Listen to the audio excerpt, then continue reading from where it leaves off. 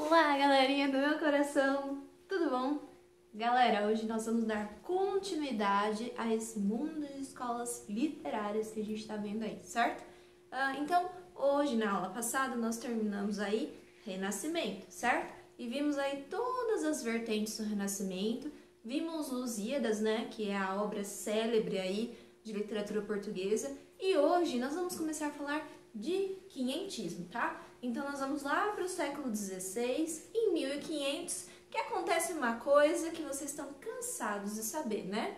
Que é o descobrimento do Brasil, certo? Então, todo esse movimento literário, né, essa escola literária, vai se basear nessa ideia, na ideia de exploração e descoberta aí dos portugueses. Tudo bem? Belezinha? Bora lá, é muito fácil, rapidinho. Bom, então dentro desse movimento nós temos dois tipos de literatura. Nós temos a literatura dos viajantes e nós temos a literatura jesuítica, tá? São duas literaturas muito importantes desse momento e cada uma tem uma característica em específico, tudo bem? Então nós vamos falar primeiro da literatura dos viajantes, depois nós vamos falar aí da literatura jesuítica, que tem uma figura bastante importante, muito conhecida, que o vestibular ama, adora de paixão, certo? E também na literatura dos viajantes vocês vão ver uma figura importantíssima que é sempre cobrada aí nos vestibulares, belezinha? É bem rapidinho, simplesinho, bora lá. Mas antes de a gente começar, né, falar desse tipo de literatura em específico, né, a gente deve falar algumas coisinhas. Eu lembro que esse momento, né, é um momento de descobertas, de abertura do mundo, né, principalmente aí pensando nos portugueses, né, eles estavam desbravando o mundo. Lembra lá dos Lusíadas, que é a exploração célebre de como os portugueses descobriram o mundo, né, graças à sua ousadia e também da permissão divina, né, ou seja, da permissão de Deus, tá? Mas quando a gente está falando aí sobre descoberta, né, do Brasil, muitas as histórias que a gente escuta por aí é a seguinte, né, que bateu um ventinho lá na caravela, ela desviou e caiu no Brasil, tudo bem? Mas não é muito bom, não é muito bem assim, tá? Por quê? Porque nesse momento nós já tínhamos a cartografia, certo? O que é a cartografia? Vocês já viram lá em geografia, né?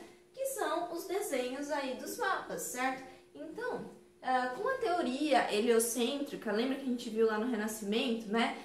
Como o Sol sendo o centro do mundo, teoria da translação e rotação, né? A Terra redonda. Então, eles já tinham noção aí do que era o mundo, tá? Então, não foi aquela coisa, puf, foi desviada e caiu no Brasil, tá? Não foi muito bem assim essa história, tá? Isso foi contado só para deixar mais romantizado, mais bonito, tudo bem? Mas eles tinham bastante noção aí do que eles estavam fazendo, principalmente porque eles queriam explorar novas riquezas, tudo bem? Eles já conheciam outros lugares, né? O famoso aí Caminho das Índias, né? Que tinham aí como riqueza os temperos, cheiros, né?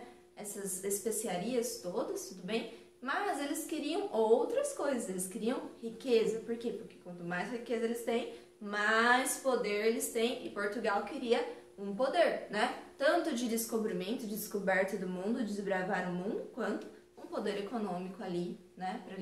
Para ser uma grande potência, belezinha? Então essa ideia de que eles caíram lá do nada não é muito certo não, tá? Então aqui nós já tínhamos uma ideia aí do mundo e as cartografias. Belezinha? Então bora! Qual que é o contexto histórico? Como a gente já viu lá no Renascimento, tá? O contexto histórico é basicamente o contexto do Renascimento. Então nós temos aqui as grandes navegações, né? O mundo sendo desbravado pelas naus, né?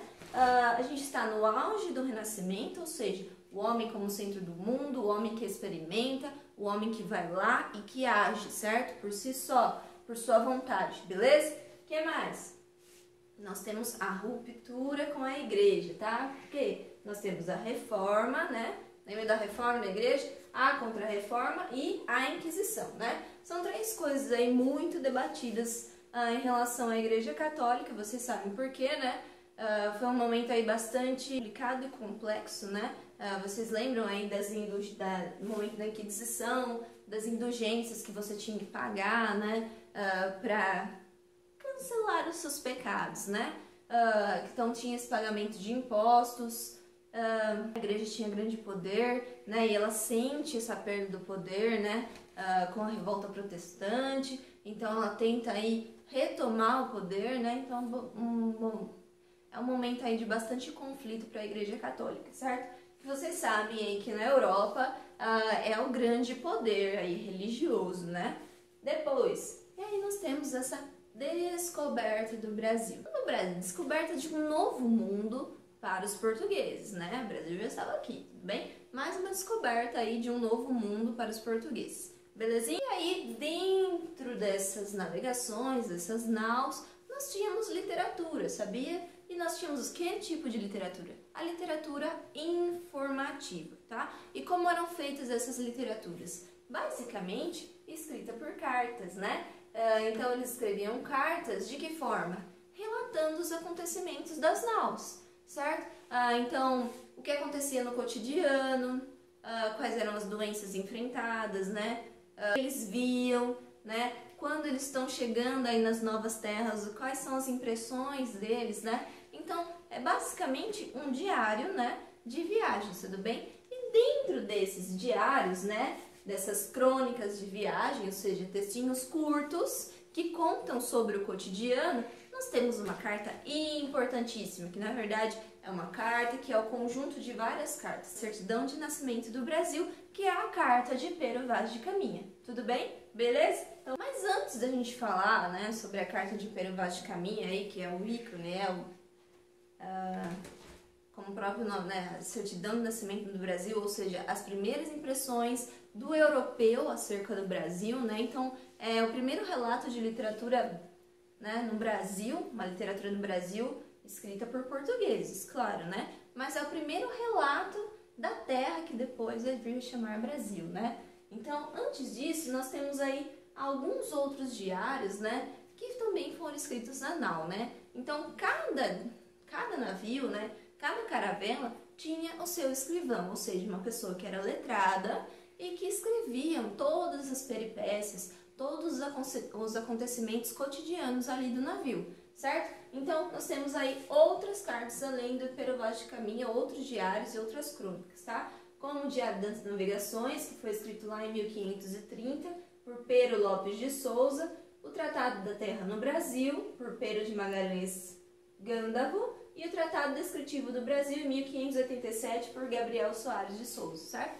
Então, todos esses são diários, ou seja, são relatos das experiências vividas, né, durante essa viagem, ou seja, durante a navegação aí até a chegada do Brasil, tudo bem? E também de outros lugares, certo? Então, cada navio, né, tinha um escrivão. No nosso caso, pensando aí em Brasil, né, nós tínhamos aí Pedro Álvares Cabral, né, nosso Cabral bonito, e para escrivão, e o escrivão dessa nau era Pero Vaz de Caminha, tudo bem? Então, Pero Vaz de Caminha vai escrever aí sobre tudo o que aconteceu dentro do navio até a chegada, até as primeiras impressões e a chegada na terra, que eles chamaram de Brasil depois.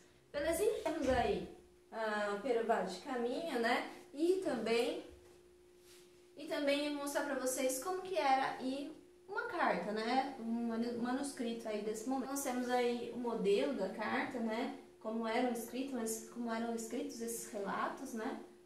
Nesse tipo de carta, que depois foi feito um compilado delas todas e foi criada a famosa carta de Pero Vaz de Caminha, tudo bem? Como eu falei para vocês, temos aí a Certidão de Nascimento do Brasil, certo? De que forma? Primeira coisa, essas cartas eram escritas com minúcias de detalhes, né? Ou seja, eram escritas minuciosamente. O que significa isso, tá? Que elas eram muito descritivas, a descrição dela era impecável. Tudo que acontecia, todos os feitos ali, né? Todos os fatos eram escritos nos mínimos. E uma coisa que vai ser aí muito descrita, vai ser muito explorada, né, por Pero Vaz de Caminha, é a nudez das índias, tá? Então, quando eles estão chegando aqui no Brasil, eles têm aquela primeira impressão, uma das primeiras coisas que são descritas nessa carta é justamente a nudez, né, das índias e dos índios, né? Que o Pero Vaz de Caminha vai chamar de vergonhas, né? Então, eles mostram as suas vergonhas, tudo bem? Por quê? Por inocência, né? Cultura, né? Mas aquilo, pro europeu que vivia cheio das roupas, né? Era bastante estranho, né? É um conflito aí, um choque de culturas muito grandes, né? Então, uma das coisas aí que mais impressionaram os portugueses foi justamente isso, essa nudez, naturalidade, né, de você andar despido, né, sem nenhum problema, né, para os portugueses isso era um pouco estranho, tudo bem? Outra coisa, ele vai descrever com detalhes a antropofagia, tudo bem? A antropofagia, galera, basicamente um canibalismo, certo? Ou seja, o homem que come outro homem, beleza? Mas, dentro da antropofagia, não é só você comer outra pessoa, certo? Existia todo um rito envolto nisso, tudo bem? Então, existia modo de cortar a carne, modo de tirar o sangue dessa carne, tá? Cada peça desse corpo era dada para alguém da tribo, então as crianças só podiam comer uma parte do corpo, as sábias podiam só comer outra parte do corpo, o pajem outra parte do corpo, tudo bem? Então era todo um ritual que era feito em volta aí desse feito, né? Desse ato de comer um ser humano, tudo bem? Então tudo era girado em torno de um ritual, não era basicamente, não era simplesmente você matar e comer, tudo bem? Tinha todo um ritual aí do corte, de tirar o sangue antes, né, dessa refeição. E tinham outros rituais, por exemplo, os índios lutavam, né, entre eles, entre a tribo X e a tribo Y, né? Então, quando eles iam lutar, né, quando teria uma guerra entre tribos, eles faziam alguns rituais, e um desses rituais era basicamente fazer bebidas com base em ervas alucinógenas, tá? Então, algumas folhas, né, que causavam essa alucinação, ou a própria mandioca, vocês sabem que a própria mandioca, né, eles mastigavam essa mandioca, cuspiam num balde lá, deixavam ela fermentar e aquilo também virava uma bebida alucinógena, né? Porque a mandioca sem estar cozida ela é extremamente venenosa, certo? Então, eles faziam alguns rituais nesse processo de guerra. E por quê? Porque quando eles estavam sob o efeito dessas bebidas, eles tinham mais virilidade, ou seja, eles tinham mais coragem para se enfrentar, tudo bem? Então, por isso eram feitos esses rituais, belezinha?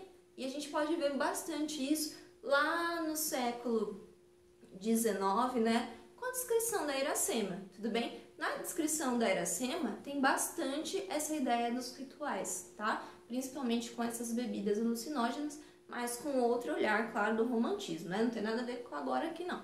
Mas é basicamente esses rituais que são transcritos ali. Belezinha? Facinho, né? Muito fácil. Beleza. Depois, nós temos a literatura jesuítica, tudo bem? A literatura jesuítica é basicamente a catequização dos índios, galera. Então, a intuição era catequizar, ou seja, trazer para o índio a cultura religiosa do homem branco, né? Do homem europeu, tudo bem? Então, a literatura jesuítica, esse é o objetivo, tá? Catequizar, ou melhor, desculturalizar o índio. Tirar a cultura que estava ali, né, do índio e passar a cultura do homem branco, tudo bem? E aí, o que acontece?